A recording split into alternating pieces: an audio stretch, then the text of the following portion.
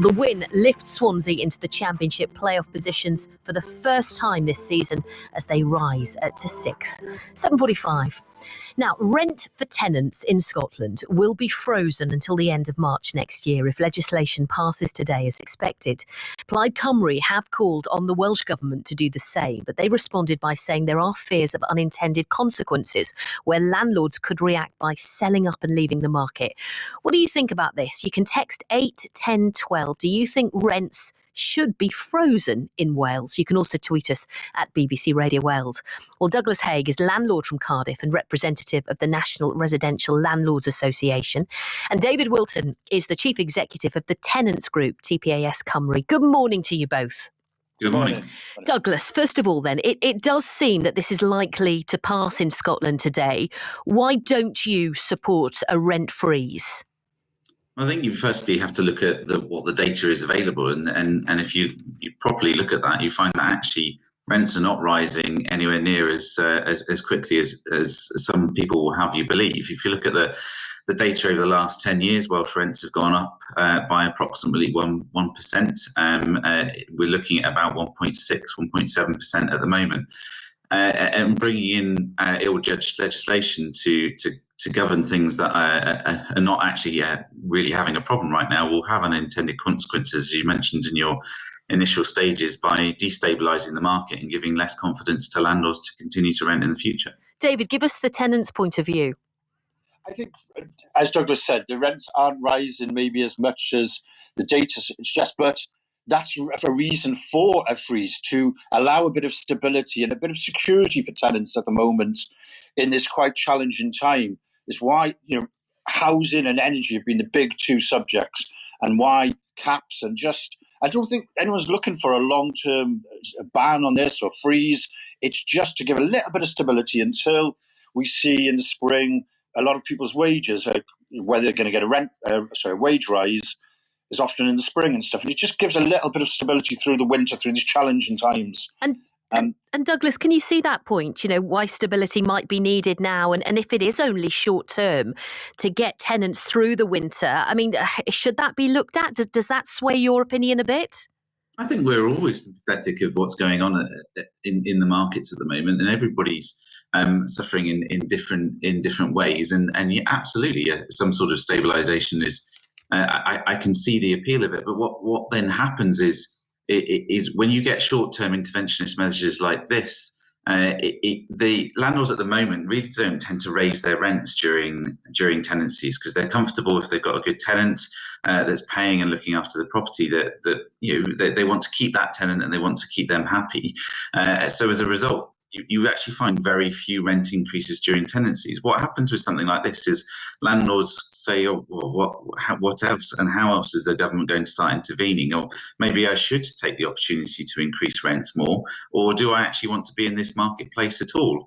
And when you've got a lot of other changes, which I know we've talked about on the programme before, that are coming into the rental market, we're seeing an incredible shortage of stock, more than I've ever seen in the 20 years that I've been involved in the business. And that's not going to help either landlords or tenants positively in the long run. So I think we have to look at those consequences as well as what the short-term benefits might be. And David, what do you make of what Douglas is saying there? And I guess, go on, first of all, come in. I disagree. There is a lot of things happening at the moment for changes in legislation, but landlords have always had that. We've had Rent Smart Wales, the Rented Homes Act, changes to fees and stuff. There's still a lot of money to be made in this market. It may not be, as I say, through rent, but the property prices, the land registry saying that properties went up 17.6% last year. It's still an attractive investment, this, for landlords. Property prices are outstripping any other type of investment at the moment. So I don't accept that it's going to lead to this mass exit. We've seen, landlords have absorbed, and I don't disagree with Douglas, absorbed changes in the past, and it's still a good market to be in. And David, what about landlords, who perhaps have their own mortgages, and we don't know how long this cost of living crisis could go on for, but if landlords are facing mortgage increases as well, I mean, is it unreasonable to ask a tenant to pay more? The Scotland legislation has actually some exemptions and some clauses in there for increased mortgage payments, property costs and insurance. So Wales, if we were going to do something, try and get it through fast, it would pretty much probably pick up the Scottish legislation and look to copy a lot of that. It's just some ease to do that. So there is exemptions in there already in Scotland for landlords, protection for them if they are facing significant increases in costs. And Douglas, for some tenants, I guess, they will be very, very concerned. It might be the only way that they can actually afford a home. I mean, with all of this in mind, isn't this the right thing to do to perhaps prevent people from becoming homeless? Well, absolutely. We need to do whatever we can that's not going to impact the market as a whole to reduce the chances of that. But for one of the things that we've been calling for, there was something called there was a grant available or a fund available during the pandemic to support tenants that were struggling with their rental payments during the pandemic period. Now that fund wasn't fully used. So what we're looking for is actually for that fund to be made available to support those that really need it to prevent homelessness during this time, rather than starting to cap things, because that will be then much more targeted to those people that really need the support, which I think is really much more beneficial for everybody. Yeah, because David, for many people that's a frightening reality, isn't it?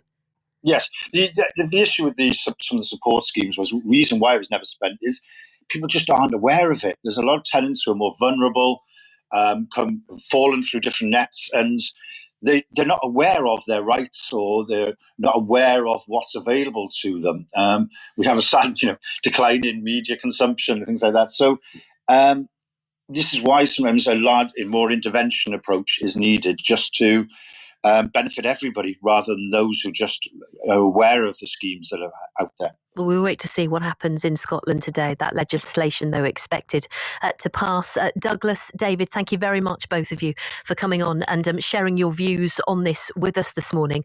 A Welsh Government spokesperson has said they are committed to doing everything they can to support tenants at this difficult time, including supporting them to remain in their homes. They say they are reviewing the Scottish Government's approach, but they are clear there are different ways to achieve the same objective. We will let you know what happens in Scotland today.